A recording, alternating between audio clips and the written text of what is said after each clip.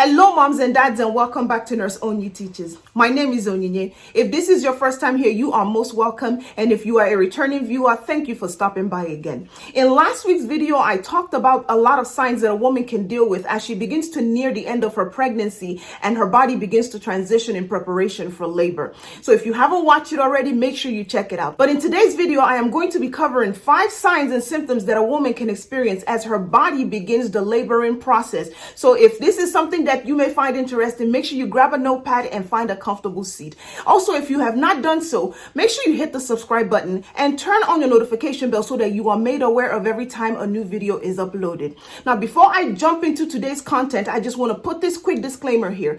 Make sure that you are not using this information to diagnose yourself. This information is just for educative purposes only. It is very important that women, especially pregnant moms, because your health is affected more than yourself, that you work very closely with a healthcare provider such as a midwife or an obstetrician who knows your healthcare needs, so that when they create a care plan, it addresses those needs specifically. And without further ado, let's jump right into today's video.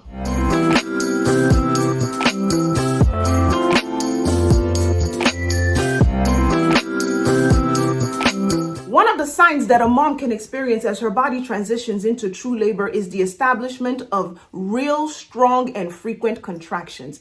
Now, before a woman goes into labor, she may have practice contractions known as Braxton Hicks contractions. And I covered Braxton Hicks contractions in the previous video. So if you would like to know what these contractions feel like, make sure you watch that video. But a true contraction is different in the sense that it will radiate from the lower and the posterior pelvis. So a woman will first feel it in her back region, and then it will move all the way to her front and the top of her belly. Now, a contraction is simply the shortening of the uterine muscle, or a labor contraction is a shortening of a uterine muscle. And what that muscle is doing is that it effectively wants to help you to expel the content of your womb. So if you are in real labor, those contractions will get stronger, they will get more frequent, and they will last longer. One of the things that a mom should do is get herself a reliable clock.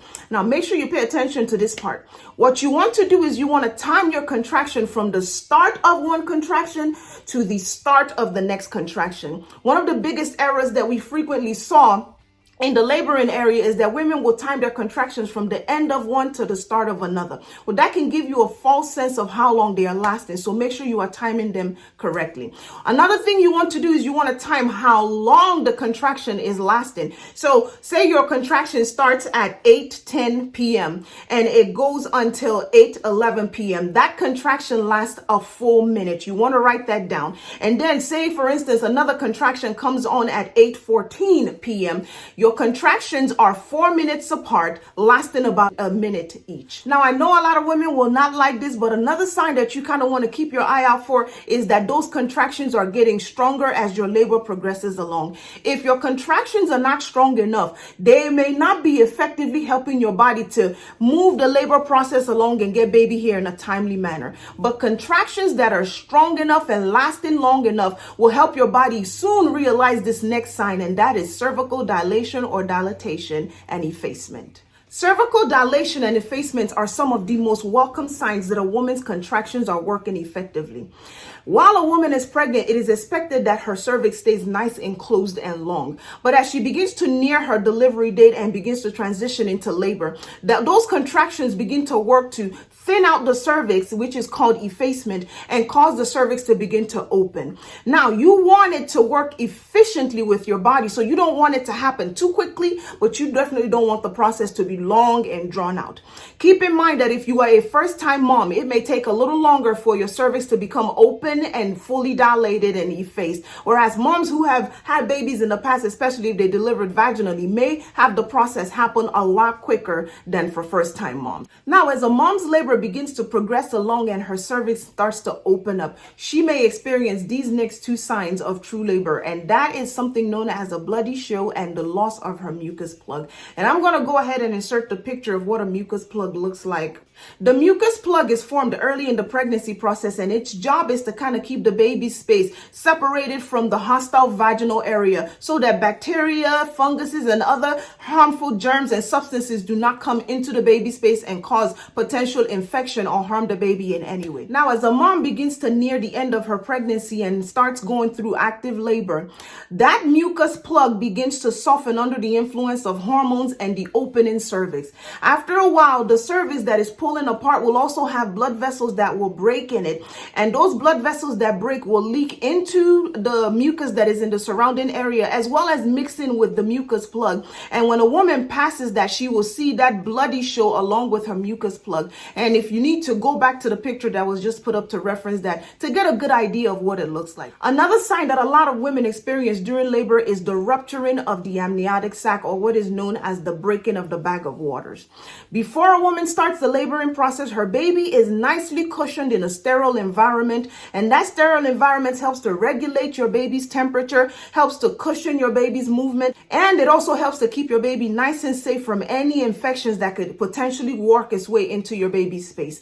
Now, once your bag of water is ruptured, your baby is now exposed to the environment. So it is very important for you to note exactly what time your bag of water ruptures and make sure you share that information with your doctor. Now, many women think that the breaking of their bag of water means that they will feel a sudden gush of a lot of fluid, and that's not always true. Sometimes it can be just a little tear in the bag and it will cause a constant dripping. If you experience this, you still want to write down what time it happens. Also note whether there is any discoloration to it, or just write down the color of the fluid that you see. It's best if you use like a white towel so that you can look at it and your healthcare provider can look at it also. And then you also want to note if there's any kind of odor attached to that fluid. It's important to note these two things for very specific reasons. A lot of babies stay in the womb and reach post-maturity. If that happens, there is a very strong possibility that the baby may have its first bowel movement while mom is still pregnant.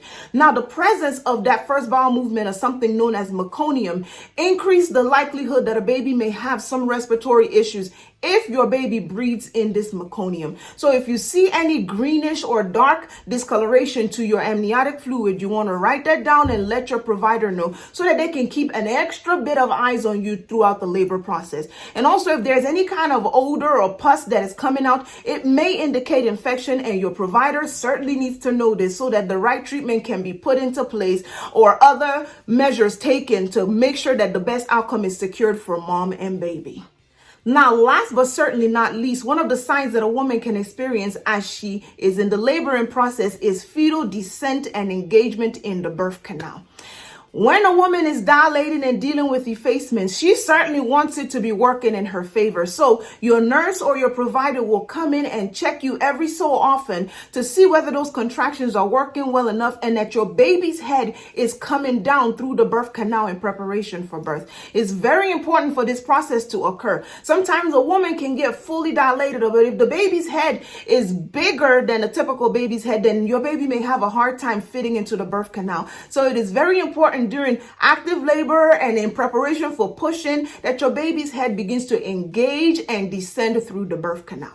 Now, if you have learned something from the content of this video, be sure to give it a huge thumbs up. And then if you know somebody who can benefit from the content of this video, be sure to share it with them.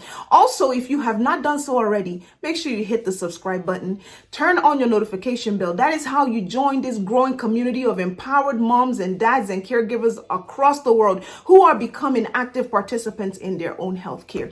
If you are pregnant and you are nearing the end of your journey, I wish you as smooth a delivery as is possible, and I wish you a swift recovery. If you're a mom who is just starting on your journey, use this information to properly prepare your mind for it. And until the next video, you all be blessed.